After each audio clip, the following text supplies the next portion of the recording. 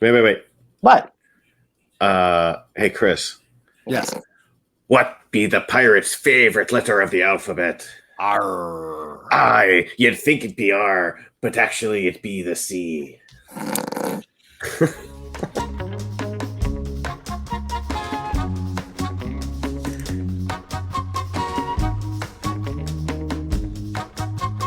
Ahoy, wonderful humans. Welcome back to Board Game Dads. Welcome back to the Board Game Dads Summer Block Party featuring the 7 themes of summer. Today's theme is pirates. And welcome to my 2 pirate Board Game Dad friends, Chris and Eric Avast mateys. I'm not sure what that means, but I have a book on that. What is Avast? Yeah, what it means Avast like heads up, everybody. If you would like the technical definition of Avast, I could find it in this book, but it's very large. So I'm going to save that for another time. I'll report back on the YouTube channel through the comments. Yes. Yarg. But yes, folks, we told you we were going to have some special guests on during this block party, and Chris has been on the channel a few times already, so we thought, why not welcome him back? I actually gave Chris a list of possible topics, looking at all those themes of summer, and pirates was his very first choice, which Eric and I both kind of thought it might be and really did hope for, to be honest with you. and not only that, but it works great because there's just a ton of games about pirates. Yes, I did a very brief search on Board Game Geek on, I think, just how they categorize pirate games, which I'm sure is pretty broad, but there was over 1,300 titles listed there. Wow. Yeah.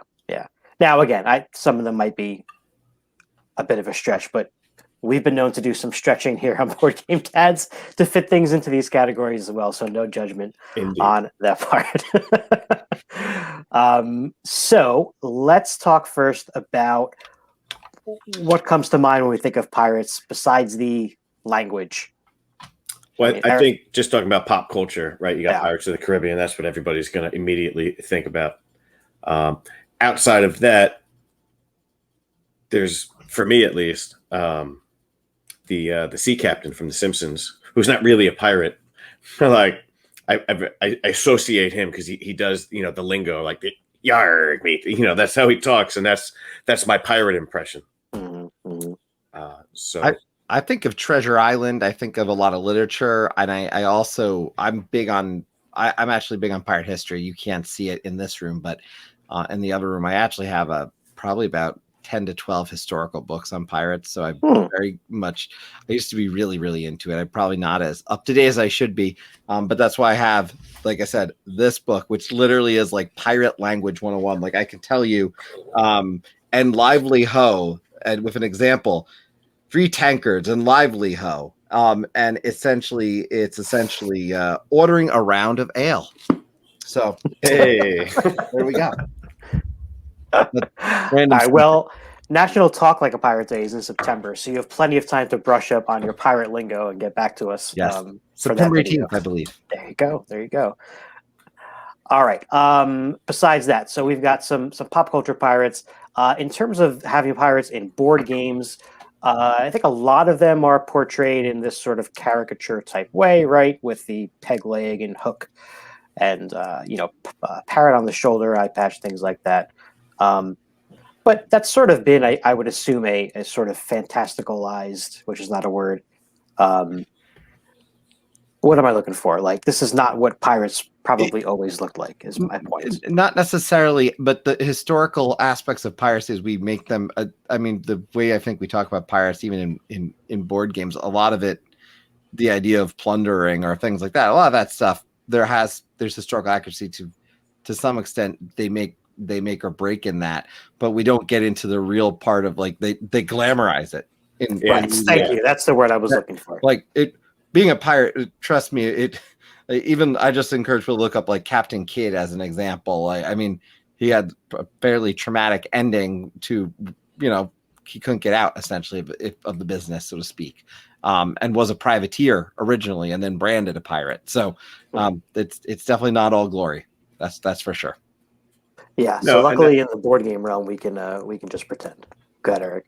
That's why Captain Jack Sparrow is so special, right? Because he was a pirate, but at the end of the day, he's kind of a good guy, like time and time again, he sort of made some selfish, but a lot of good decisions. It wasn't just like, kill everybody and only look out for yourself. You got to stick to the code. All right. So before we get into our major picks here, as usual, we probably have some honorable mentions, though I didn't really think about it until I just said it. So I may have to come up with something off the top of my head. Chris, Eric, do you guys have any HMs? I need to play it, but I have Tiny Epic Pirates. Tiny Epic anything is a 50% like or dislike situation for me. So this will probably fall into like, I'm guessing. Have not played it. And I'd really like to play as an honorable mention, but Treasure Island, which is a really interesting game where you're actually using protractors and drawing circles and other shapes to try and find the location of the one player. And it's really interesting that I'd like to try it. I've heard mixed reviews on it, partially because I think the map is darker and harder to kind of see some of the stuff that you're doing, but the game just sounds like a ton of fun. So I got to play that Treasure Island. You kind of got to get your own markers for that one. That's what I've heard. It's not really a great 2-player game. Yeah. No, that's multiple players. Yeah. That's 4 or 5 people. Yeah. But again, that one, there's some very big pirate games out there, but I have not played, and I'll be honest about that one. I would love a truly open world game in the way that Western Legends is on the Western side. That's pirates, and I don't know, but I found one that meets that criteria just yet. I think Forgotten Waters is probably the closest thing to that. Closest, yeah. I have not played Forgotten Waters. However, my honorable mention is a game called Libertalia, which is similar to Citadels, from what I've heard, because I've never actually played Citadels. But really, everybody's got the same 30 cards, and you'll get different ones at different times, but you're all really, at the end of the day, have the same cards. And you're playing them out, and they all do different stuff. And it's cool. It's interesting. It's different. I've never played a game quite like it. So, it's really the only one that I have that fits that niche. Did they ever come out with any expansions for that game? Do you know? I'm just curious.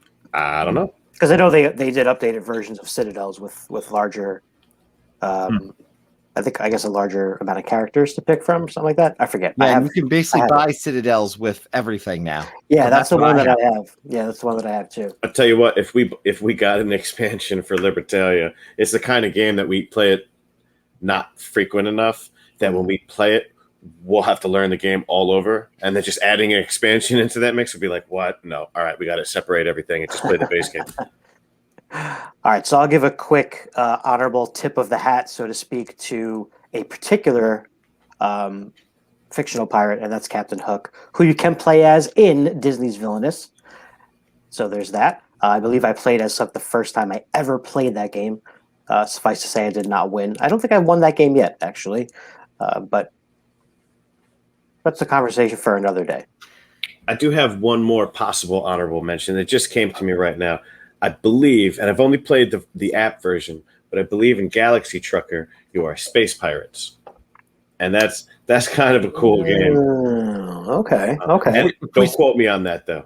If we stretch that far, I would end up trying to talk about Firefly, so that's why I'm not going that far. All right. And then we'll get into Han Solo. I'm not leaving into space. There were smugglers. All right. Well, one of my picks might be questionable then, but we'll see. Okay. All right, Chris, would you like to start us off, with your first pick here for pirate games? Yeah, I'll start off with one that is from 1992. Rainer Kaisen's actually the one behind this. Artists are Vincent Berger, Kevin Keel, a bunch of other people. I picked up this one because of a birthday present, and that's a game called Loot. It is a cool little card game. It is not the most high-ranked game on Board Game Geek. I don't care.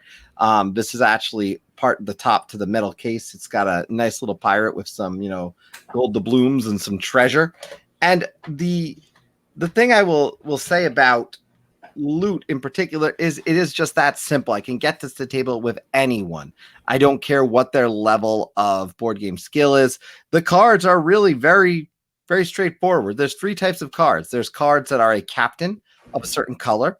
There are cards that are ships with a variety of skulls. So I will have a better photo for Anthony, but you can kind of see on here, I've got these 3 skulls on this red ship. Now, what else comes on the board, which is really the key part of the game, is ships that have gold. And that's something like this. Varied levels of gold doubloons that you can win. You are choosing to either play a pirate ship or play one of these options that someone could potentially go for down, which is with the gold. And if no one comes to claim what you put down that has the gold before your turn comes around, it's fine. You win it. However, if people start to try and claim it with their pirate ships, they're going to play it down, say, I play a red with the 3 skulls on it. Someone else wants to go for that same thing. They are going to have to play a different color and at least match that number. If it gets back to me and I can potentially get ahead, I have a chance to do that. But until it goes a full turn around the board where no one has played a card on that and kind of taken a lead away from me, I'm not going to be able to claim that. You have to have that full turnaround before you be able to get the card. And it becomes interesting with more and more people because you got to think about, what do I want to go for? Do I want to try and get a bunch of these small ones, 2 or 3 gold doubloons, or really go for that big one? And because you're also strategically drawing these cards up that have the colors, you can on a turn play, one that maybe, ease into it, almost like poker, bluff a little bit. All right, I got this one that has 2 skulls. I'm going to play this. But you got another one that's got 3 skulls waiting, and you've got another 3 skull waiting after that of the same color. So if you really want one, you could go hard for it and know you're going to get it. But how much time do you want to waste on one ship? And you got to really think about it. Very simple game in the long run. The thing I did mention earlier was there's captains in it. And essentially, if you have the captain card for a ship, you can play the captain card down to match the color for one of the things you've already played. So if I played red with the 3 skulls and I have a red captain, I'm guaranteed to win if I play that, unless the general comes out, which I believe is a white card. And the general can defend against anything. So really overall, though, easy card game. This is the size of a deck. I mean, that's it. So easy to get out, inexpensive. And I like that. I like a game I can get to the table over dinner. And this falls into what I've talked about before, which is my dinner game category, and it's pirates, and it's easy to teach. So wins across the board for me. Nice. So your kids like this, or your son, I should say? Yeah, everyone does. My wife, my son, this travels with me very often. I could put, again, this deck into a small little bag and bring it with me. I don't need to bring the box, Here's the box. I don't have to bring that. I could take any kind of small tin boxes. Yeah, the tins. But the tin looks good. I will say that the tin looks good on a shelf. It looks neat. But you can't beat a game that's simple, drawing cards, playing cards, and there's only 3 or 4 different types of cards. So is the tin flat on top, or does it have like a 3D art thing that pops out? Makes it even more annoying. Yeah, there's like the loot. You can't see this here, but like the loot is raised above. Yeah, it's got to be. Like, what's the point of putting it in a tin if you're not going to have some sort of raised something or other that it feels cool? And I'm going to correct something I said. I think I said the general. It's the Admiral card. There's a white Admiral card which can defend against anything and automatically win. Other than that, there's Pirate Captains. But once someone's played that, it's out of the game for that color. You're never going to see it again. Yeah, I'll have to give this one another look. I remember looking at it in the Game Right. It's the Game Right one, right? Or no? This one is Game Right, I believe. Yeah, I think I remember seeing it in the little mini catalog that comes with all the Game Right games. This has been many companies. I think it's moved its way over to Game Right at this point. It was originally out in 1992. The most recent version, I think, is 2015, and that's probably the Game Right one. All right, Captain Eric, what is your first pick, good sir? So my first pick is a game called Dead Man's Doubloons, which is it's a competitive game. It's got really, really great components. Like some of these ships right here, each color, whatever color character you are, you get a regular ship and then you get a ghost ship. And so there's on the board, there's the water around an island, and then there's the interior of the island. And on the interior of the island, you are basically trying to move towards the volcano where you're going to collect treasure, and everybody's sort of racing to it, and there's different paths that you can take, and some are easier and some are more difficult.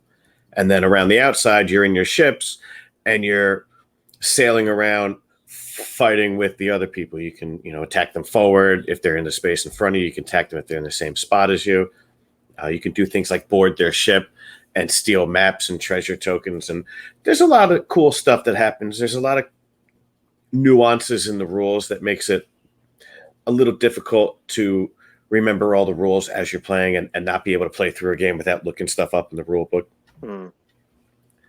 But overall, it's a lot of fun. There are a few questions, like when you come into some sort of a problem in the rule book and you can't really find a clear answer, it does tend to suffer from that a little bit.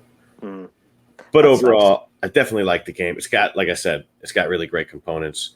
And it's got pirates, and you're sailing around, and you're being pirates.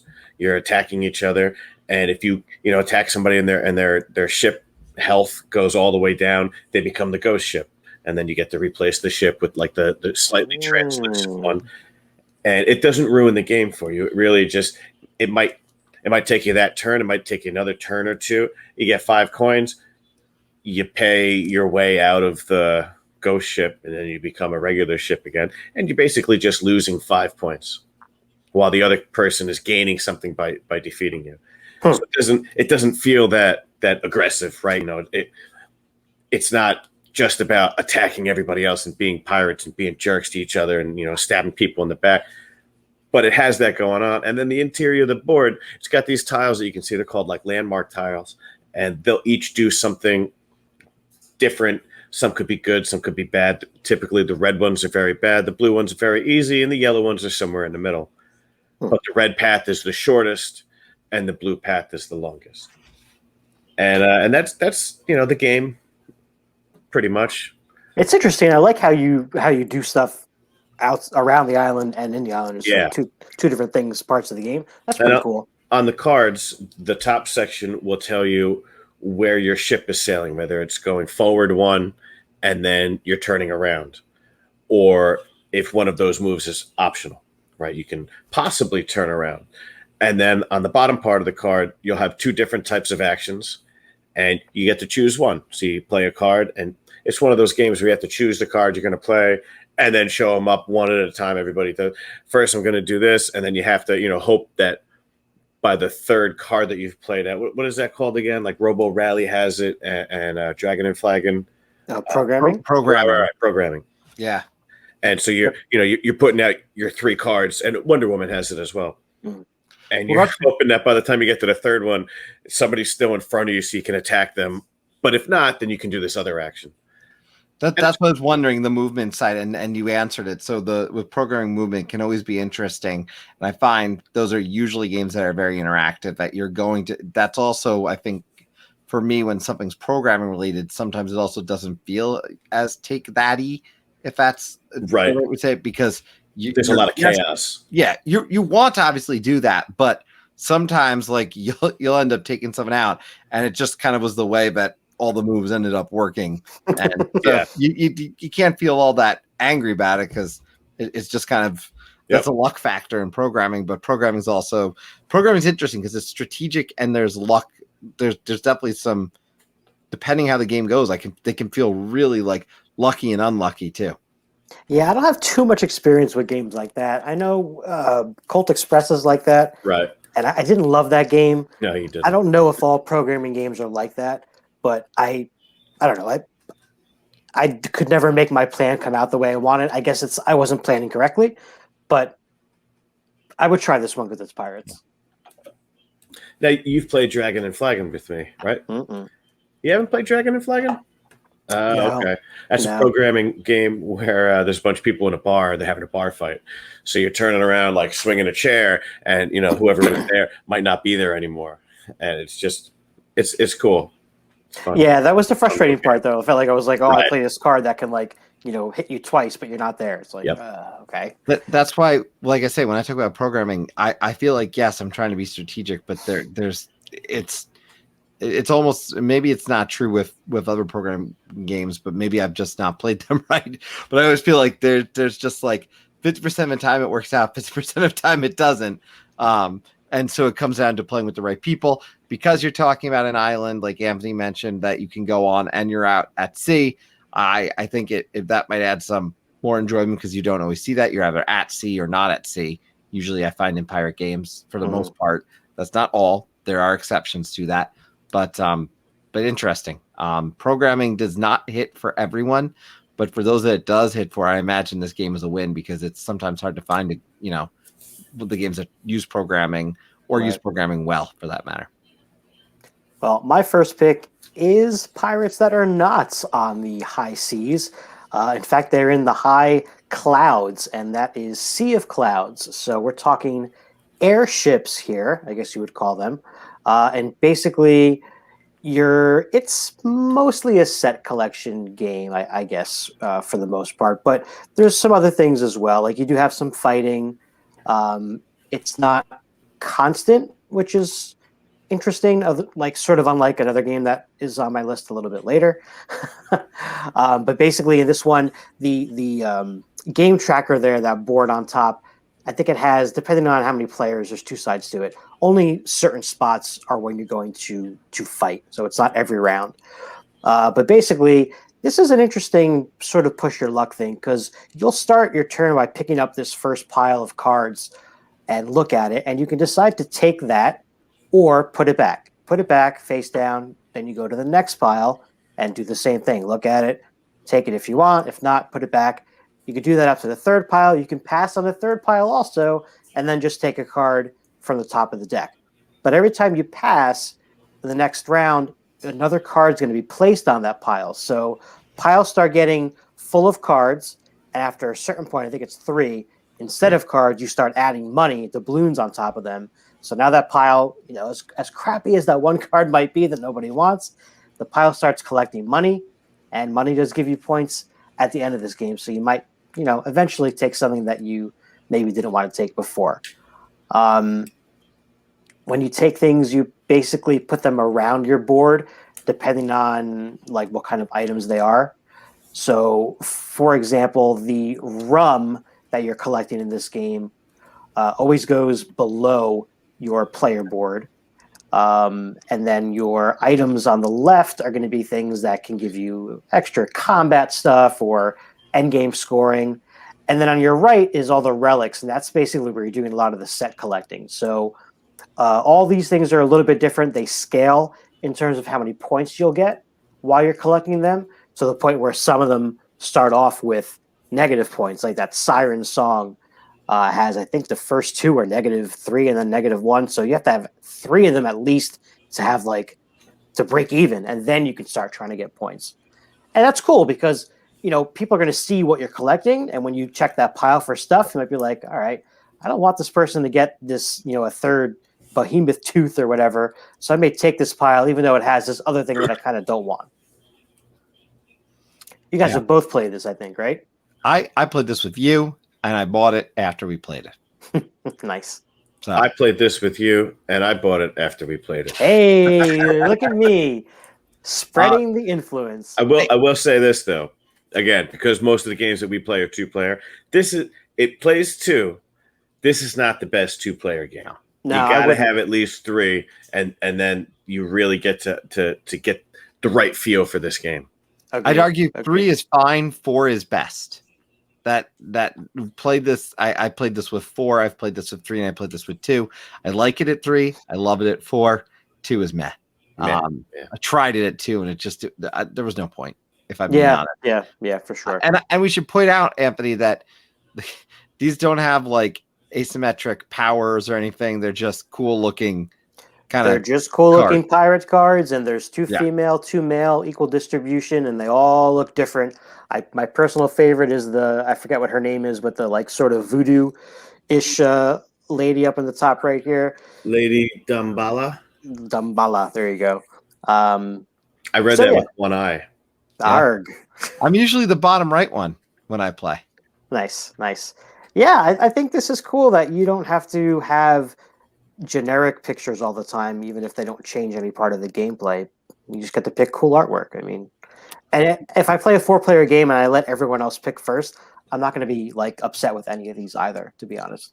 And I would note one other thing, and I think the interesting about the fighting is, yes, you may get these people who do it, and you get some benefit from it, but you don't feel like I don't feel like you're going to lose because you lost the battle.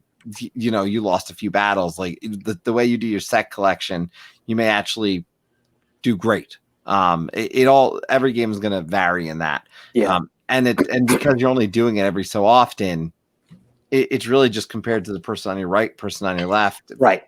And you know when it's coming, so you can kind of prepare for it.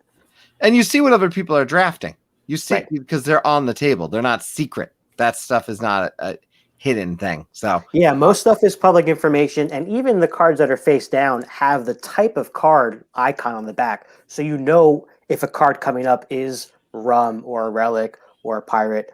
And I gotta say, I should have put a picture of this particular card, but there's one crew member, Professor Simeon, I think. He's just a monkey in like a hammock sipping like a drink. He doesn't do anything. He has no special ability. He's not worth any points. He's literally just there. He does nothing for you. And I think that's hilarious. Nice. Love it. All right. So that's my first pick, Sea of Clouds. We're coming back around again to Chris. So Chris, what is pick number 2? So my second pick is Port Royal. Now, Port Royal is a game where you're hiring a crew, you're looting ships, you're doing a lot of good, fun, piratey stuff. This is actually, according to Board Game Geek, the number 100 family game. And there's about 120 cards in this deck, if I'm not mistaken, if you have the base game. You've got person cards, ship cards, expedition cards, and tax cards. Expeditions kind of hang out. Once an expedition card comes out, it hangs out and people can try and complete those.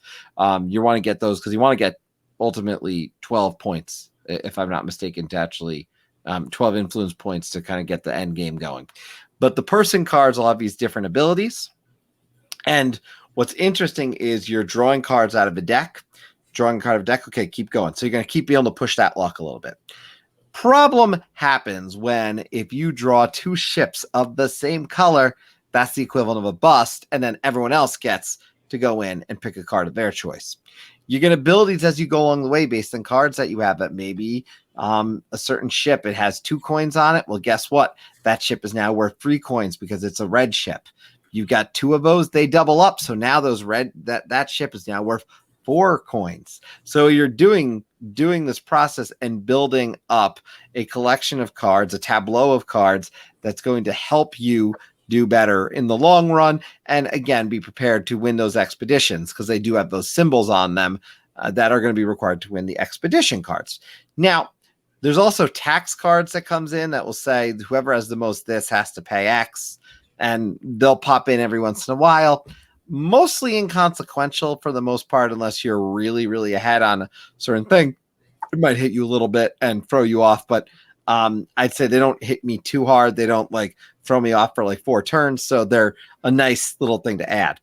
I obviously would say that this game is a ton of fun. I like this game. This is between the 2 that I've shared. I like loot. It's fun. It's enjoyable. This one I love. If people want to play this, I like this with 3 or 4 people.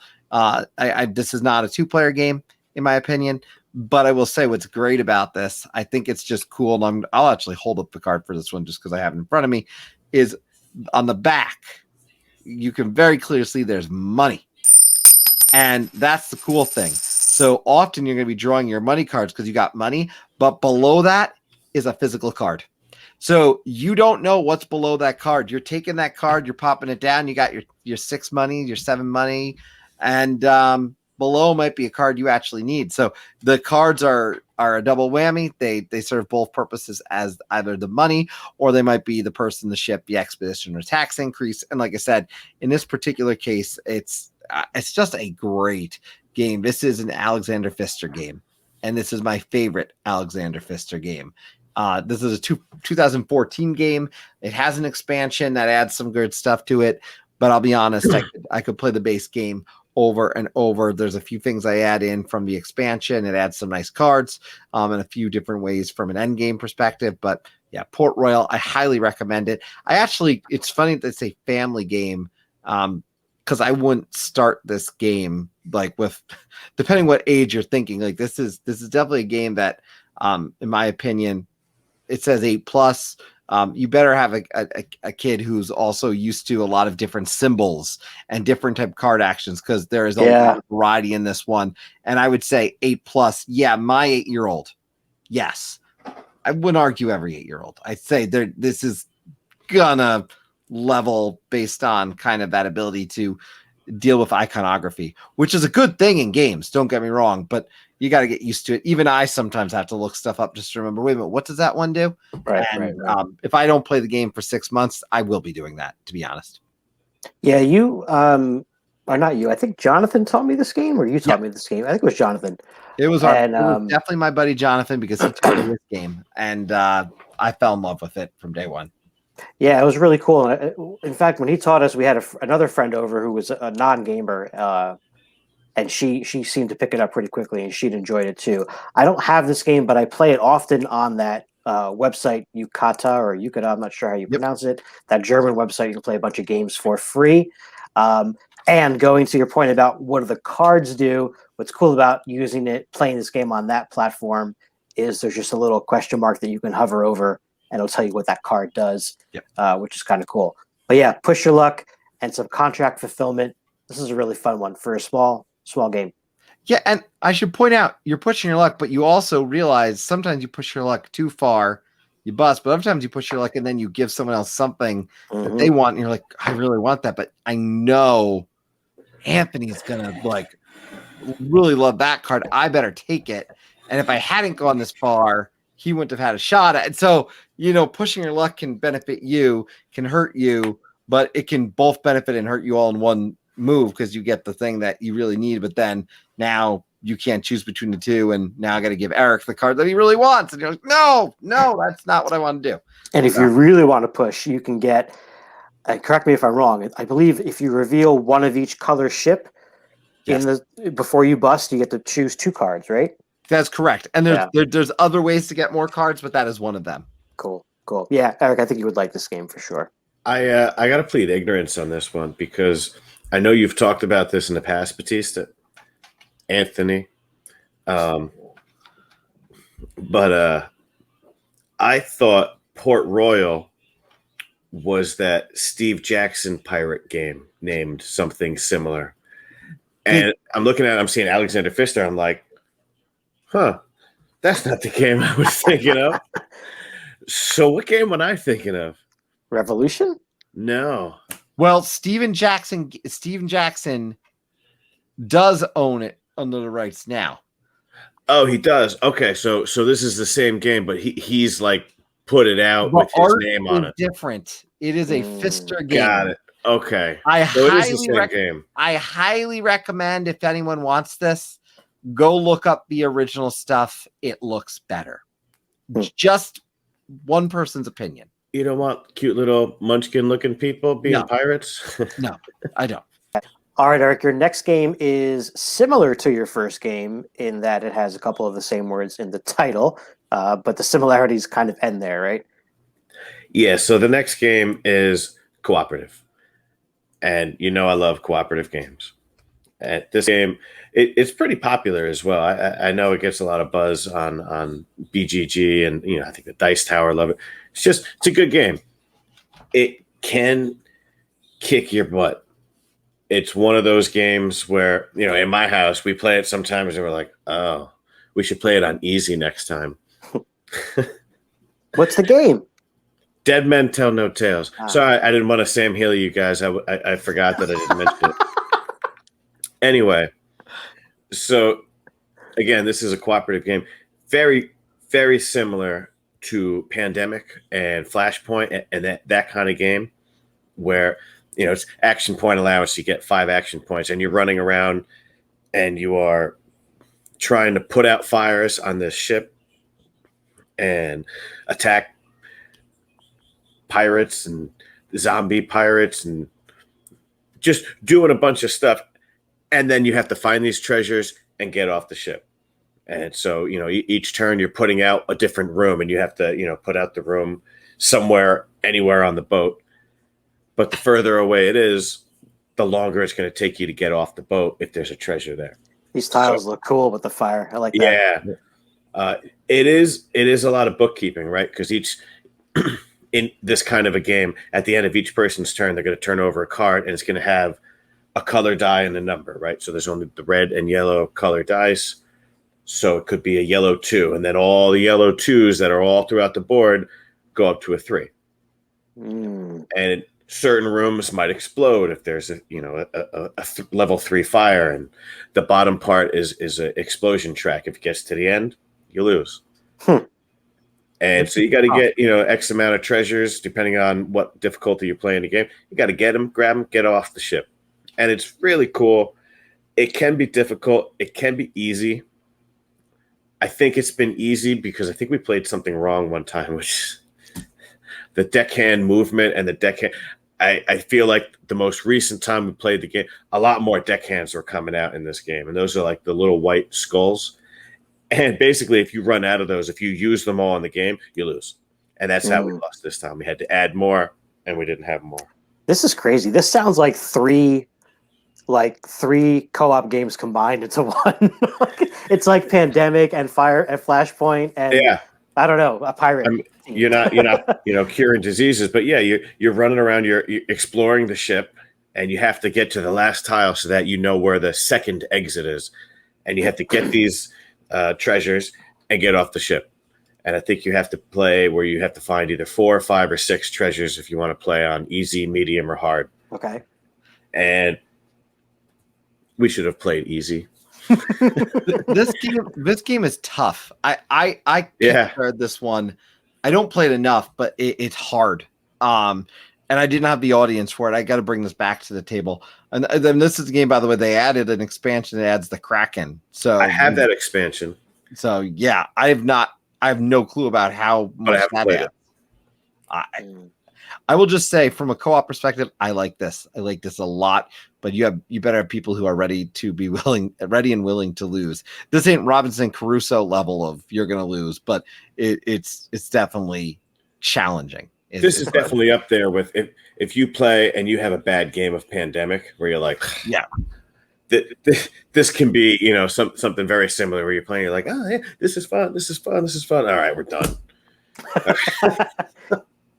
What are we going to do now? All right, well, let's try to put out these fires over here. And then, 15 deckhands just came out. Oh, there's only 3 left. We can't focus on the fires. We have to get rid of all the deckhands and defeat them all so that well, there's multiple ways to lose. It just makes it harder in general.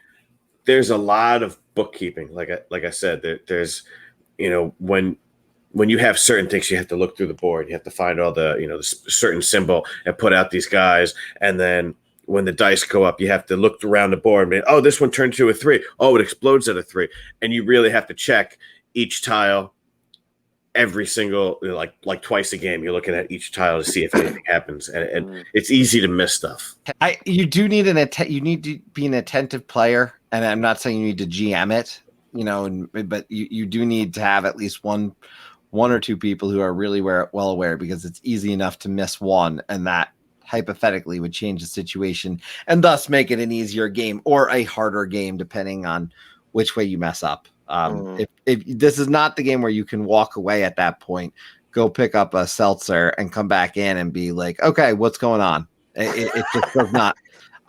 There are some games you could pull that off. It drives me up a wall. But when that happens, but you can't do that in this one, because you need to understand, okay, this room is now, these rooms all just turned to 3s. Like, we're in trouble. Yeah, and if a 3 comes out, we're in big trouble. Yes. Yeah, it's, you know what else about it? So it has variable player powers. But in a 2-player game, like some other games, such as Pandemic, and a lot of, I guess, these style games, some of the player powers are almost useless in a 2-player game, right? Like in Pandemic, they have like the dispatcher, which you can move people around. There's only 2 of us, like you can move somebody to another player's spot. Great, but you're the other player. So you can just move them to one spot each turn. And so this game kind of suffers with that. I feel like, I could be wrong, but I feel like there was some of the player powers where I just chose a color. I was like, I'm going to be this guy. And I looked at his player power. I was like, what? Oh, I don't want to be this guy. Let me be this other guy. Oh, okay, I can do that. That's fine. No, I'd second that. I'd say this is a co-op game that is better at 3 to 5 players than it is. I don't know if I actually want to play with 5. I think that's too much. But, I don't want to play anything with 5 that's going to take more than an hour and a half. Yeah, but I'd say 3-4 players with this game is going to be better than 2. I don't know if I've played it with 2 either. So I'm also just playing a guessing game. Could you play this with 2 and control a third character between the 2 of you? Or would that be too much bookkeeping for this? I think you probably could. Yeah. It would be just as much bookkeeping, but it would just be a shared third character. Yeah. Yeah, we did that with Ghost Stories a few times. And I think when I was first learning Flashpoint Fire Rescue, well, that was like the first new game that I bought, so I was like obsessed with it. But I would play as like multiple characters by myself, just because I was trying to figure out like how to play the game. I just want to throw something out here that I've played your Flashpoint, and I absolutely love that you have the Snoopy fire truck, the Hot Wheels Snoopy on a fire truck to replace as like a board game upgrade to replace the fire truck. And since I played it, and this was like years ago, I've been looking all over the place for just a regular fire truck Hot Wheels that I could get. Once I can find that, I'm going to get the game. Because, it's like $42 on Amazon. But I don't want it until I have the Hot Wheels to put on there as these game upgrades. And I look for Snoopy. I can't find Snoopy. Yeah, I couldn't tell you where I got that. This is in my childhood collection. Yeah. I have no idea. But I digress. Sorry. Digress away, and we'll get to the final pick here. So this is definitely the first pirate game that I think I ever played. And again, backed as an earlier part of the collection when I first got into the hobby. Heard a lot about this game on the Dice Tower, and that is Jamaica. So Jamaica is essentially a race around the island, which also I think the ending space is Port Royal. I think that's what it's called. I think you're right. I think you're right. Little crossover there. But basically, as a pirate, you're going to be traveling around the map, and depending on where you stop, you might fight with another pirate if you're in the same space as them. But also, certain spaces are going to let you get some treasure. Some spaces out to sea are going to cost you food to stay out there, so you have food as a resource as well. And then some of them will even cost you money to stay there if those are like sort of the port areas. So in this game, you're going to be collecting money, which is points at the end, food to help you stay at sea, and then also there's cannon or cannonballs, I guess I should say, that's going to help you with the fighting. What's cool about this game is that you roll 2 dice, and the person whose turn it is, who's the captain or whatever, decides which one of those dice is the morning number and which one is the evening number. And they might be the same. But every card that you have in this game has 2 symbols in the upper left and right corner. And basically, you're going to decide, do I want to do this action as my daytime action, or this one as my nighttime action, or vice versa. And then once you pick that, everyone else is going to choose their card secretly, and then you're going to reveal them and do that thing. So you'll notice here, like on the top couple cards here, you got the red arrow, which is going to make you move backwards, and the green arrow would make you move forward. So if I had, a 2 and a 5 out, I might go back 2 and forward 5. Why might you want to do that? Well, sometimes you want to go back because there's a treasure that somebody missed. So going back is not always the worst thing. Plus, maybe you're trying to avoid a sea battle right now because you don't have any, ammo or gunpowder or whatever. Artwork is great on these cards. They all go together in sort of and make a giant like panoramic picture. If you ever lay them all out, it doesn't really work that way on the table because they usually take up a lot of room, but they are fun to look at for sure. And another game with great components, little pirate ships, and I don't know, this one's great. Eric, we've actually played this over Zoom because we both own it. Yeah, I was gonna say, I was waiting for you to finish. I love this game. It has great art, great components. Again, not the best 2-player game, but whatever. Oh yeah. But this game, because I know that we both own it, opened the doorway to being able to play games during the quarantine, the pandemic, and everything through Zoom that weren't just roll and rights and party games. Mm-hmm. One day we just said, hey, we both have Jamaica. Do you think we could play that if we just knew we're each play? And we did it, and it was a phenomenal experience. I got to be honest. And then, after that, we were like, wow, this worked. What else can we do? Yeah.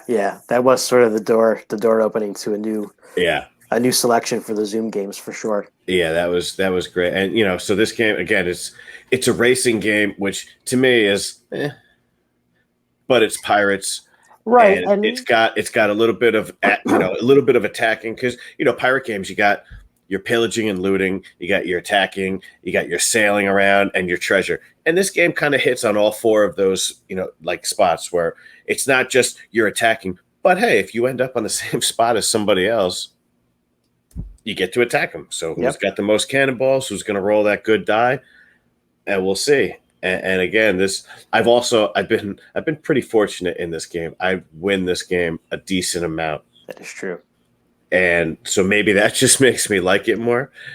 But I own the expansion to this game, and the expansion's great. And it comes with its own little insert that you're supposed to use when you play it. Whatever. But the expansion's really cool. It doesn't add too much, just enough that it's a little bit to learn. But then you're like, oh, okay, that doesn't really change anything. It just adds a little bit of flavor.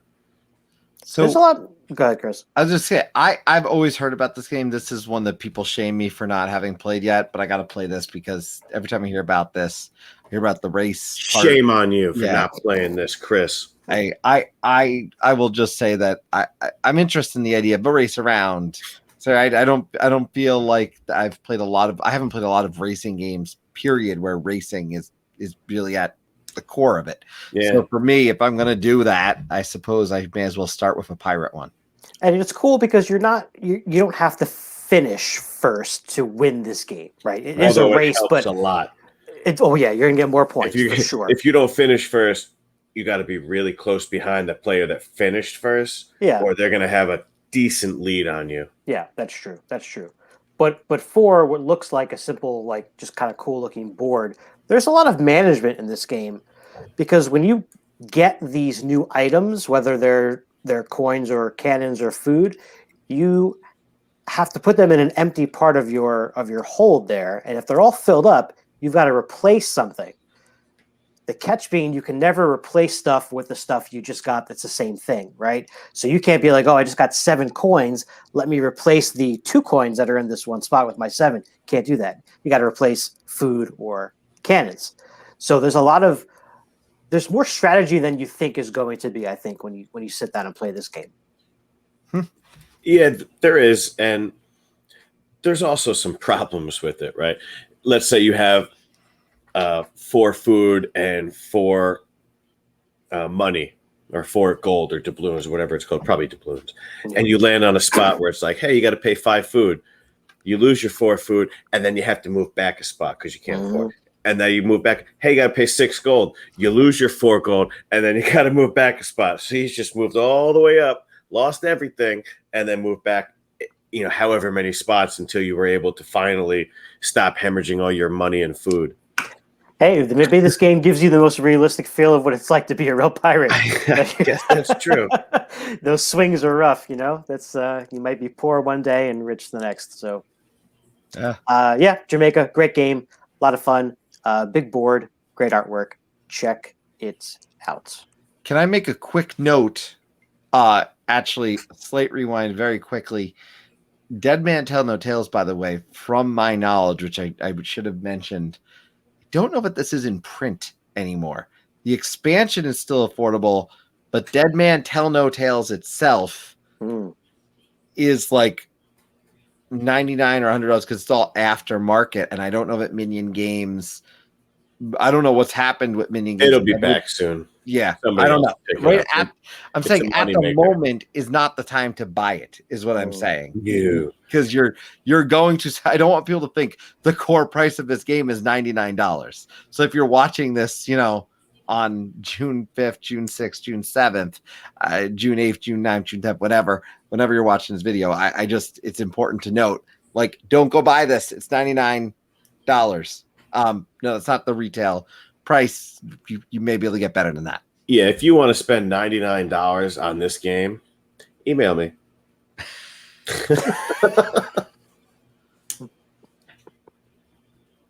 And I just go and buy the game and an expansion for free, basically. But yeah, I'm pretty sure they have it at my local game store, which is called Looking for Games in Levittown, Pennsylvania. Yarg. Yeah. Just throw that out there because I have seen it there. Yeah. Recently. All right, friends. I think we're getting ready to close out. Oh, I would like to add one honorable mention that I forgot about. I've never played this game. It's called Merchants and Marauders.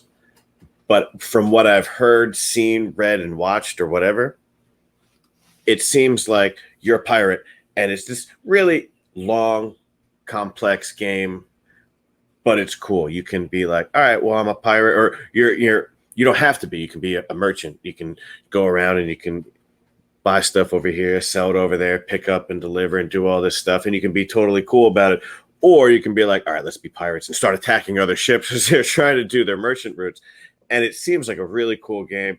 And it sounds like it encompasses a whole lot of the pirate aspect. It's not just about, attacking people and searching for your gold. Because there's a lot more to actual pirates, which and that one I don't really want to know about because it's pretty dark. The one you're speaking of too is supposed to take place. I've never played it, but I just know for fact it's supposed to take place essentially what's considered the golden age of piracy, which is just a very interesting time. So there is a lot of I like that they add the fact that you don't have to be the pirate per se, because there was a lot of the things that happened was, again, privateers turned into pirates, right? More out of survival.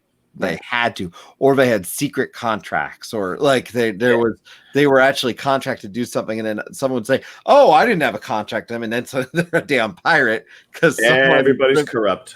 Yeah, so it's a really interesting time frame. If people are interested in the history of pirates, honestly, there's a variety of books. I think there's one is literally called A History of Pirates, and it's fascinating. And look up the individual ones. Captain Kidd in particular is my, I think, the most interesting story of piracy, because honestly, he was actually a privateer when you start. In reality, that's what he was. Privateer taking contracts who ends up in the world of piracy. So that game, by the way, Eric, Merchants and Marauders, is the second highest pirate game ranked on Board Game Geek. Now, again, this game, from what I've heard and seen and watched, whatever, seems like it's just a little bit too heavy for me. So I've been sort of hoping they were going to put down maybe a streamlined version or something. And then they came out with the Broadsides, I think it was called. But it focused just on the ship-to-ship combat aspect, I believe. And so not what I was looking for.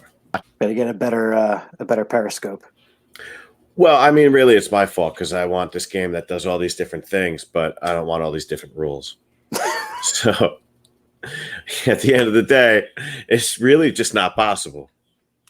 You can design your own. I'm tough to please. Eric, that's like me. I want Western Legends, but I like Western Legends, but I want Western Legends except it's pirates. Just that level of open, build that world, do your thing, and it doesn't always work. I'm first to say that openness does not always work in a game. Doesn't even always work in Western Legends, but I'd love that in a pirate game. I've never played Western Legends, but there is a game called, I've also never played Forgotten Waters. I don't know what that's like, but there's also a game called Dead Reckoning. Reckoning. And that's coming out on Kickstarter. I guess it's going to get sent out at some point, and then we'll start to see it more on social media and everything. And I backed it. I saw that one. It didn't quite hit it enough for me, but I'm watching it. You're wrong, bro. You're wrong. I welcome. It'll be awesome. I will welcome being wrong. I love when I'm wrong because that means I get to learn a lesson. And then I really want you to be wrong because of how much money I spent on it, which I have to whisper because my wife's over there and she doesn't know. It's like $100 or $120 or something. there we go. Oh, she watches this. We'll just edit that out. Yarg. All right, folks, that's going to wrap it up for us here today. I want to thank Chris and Eric for joining me in this pirate theme discussion. Reminder, this is the second theme in our 7 themes of summer for the Board Game Dads Summer Block Party. Check out the intro video from a couple weeks ago and last week's video with 4th of July games, all about the Americana. Again, your homework assignment, folks, is to leave us some comments in this video or any of the videos upcoming or previously in the block party, because our live wrap-up show on August 18th, we're going to be featuring a lot of your comments. So the more that you comment, the more we have to feature, and the less we'll have to just make stuff up on that live show. You'll see Eric and I again next week for the next theme of summer, which is Eric's favorite. It is my favorite theme of summer. And Chris will be probably back for another video sooner than later, or he'll at least join us for that live wrap-up show as well. Gentlemen, anything else you'd like to add before we set off to sail? Yes. I would like to add this. Happy Pirate Day. I would just add Happy Pirate Day. I would just add to everyone to honestly take a good look at the history of pirates. It's really interesting. And September 18th, I believe it is, as I mentioned earlier, Talk Like a Pirate Day. And I have no association with this book, but it's really good. So look it up. All right. Goodbye. Arr. Got it.